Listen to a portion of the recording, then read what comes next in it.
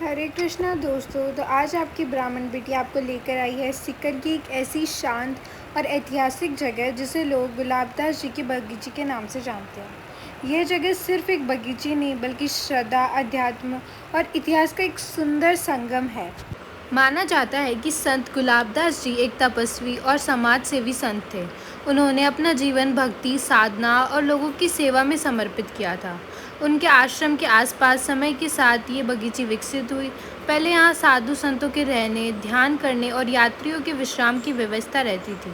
धीरे धीरे इस स्थान को पेड़ों और हरियाली से सजाया गया, जिससे यह आध्यात्मिक वातावरण का केंद्र बन गया।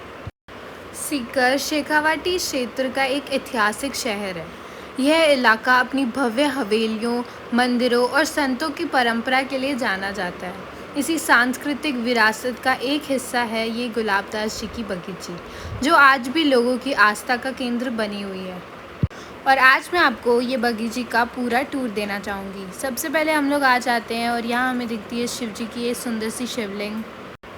यहाँ चारों ओर हरियाली की ही खूबसूरती थी, लेकिन कभी कभी कुछ जगह अपनी खूबसूरती से ही नहीं बल्कि अपने सुकून से दिल जीत लेती है।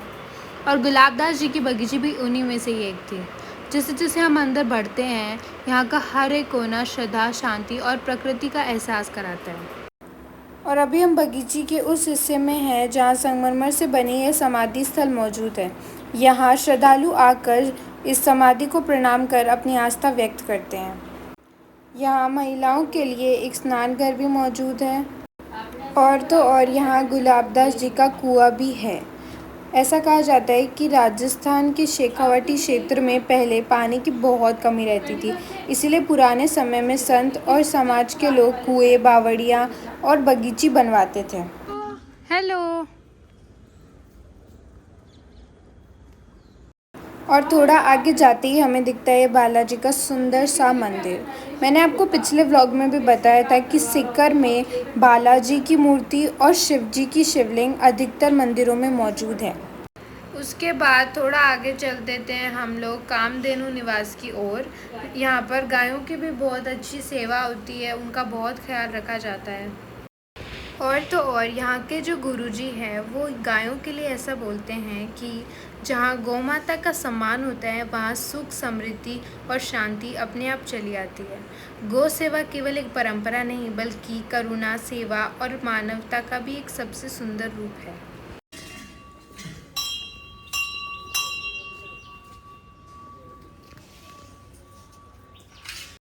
इसके बाद हमें दिखती है ये दो क्यूट सी आंटियाँ जो मेरी बहन की मेहंदी की काफ़ी ज़्यादा तारीफ़ कर रही थी।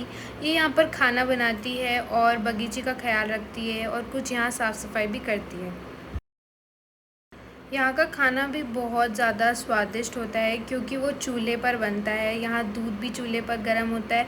इनफैक्ट सारा खाना चूल्हे पर ही बनता है, जिसकी वजह से खाने में और ज़्यादा स्वाद आ जाता है।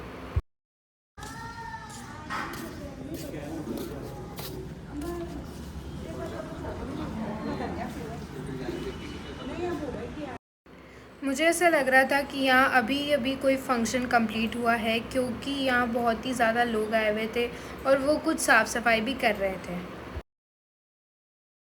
ये सब देखने के बाद हम लोग चल देते हैं स्वामी चेतन दास जी की मूर्ति देखने के लिए। ये जगह को चेतन भवन भी बोलते हैं और यहाँ आगे जाके हमें दिखेगी चेतन दास जी की मूर्ति। इन्होंने चेतन दास जी की मूर्ति के लिए एक अलग ही स्थान बना रखा है। यहाँ कुछ लोग विश्राम भी करते हैं और कुछ सामान भी पड़े थे यहाँ। श्री चेतन दास जी का निधन 19 जुलाई 1977 में हुआ था और उनकी जो मूर्ति स्थापना है वो 11 अगस्त 2002 में हुई। इसके बाद हम लोग चल देते हैं आगे की तरफ और आगे जाते ही मैं आपको दिखाती हूँ सत्संग भवन। यहाँ बहुत से सत्संग होते हैं जिसकी वजह से यहाँ एक बहुत बड़ा स्पेस बनाया हुआ है सत्संग करने के लिए।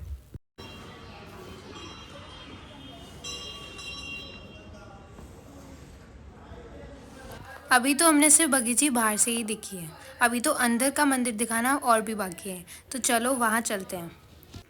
इधर शाम के समय तो बहुत ही लोग दर्शन करने के लिए आते हैं और रात की आरती के लिए तो यहाँ बहुत ज़्यादा भीड़ होती है। यहाँ की आरती बहुत ही ज़्यादा स्पेशल तरीके से होती है जिससे कि यहाँ बहुत ही ज़्यादा मात्रा में लोग आते हैं।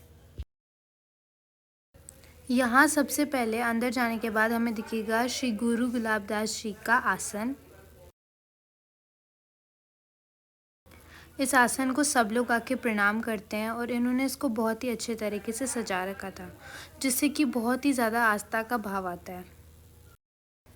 ये बगीची बाहर से जितनी ज़्यादा सुंदर है, अंदर से और भी ज़्यादा खूबसूरत है।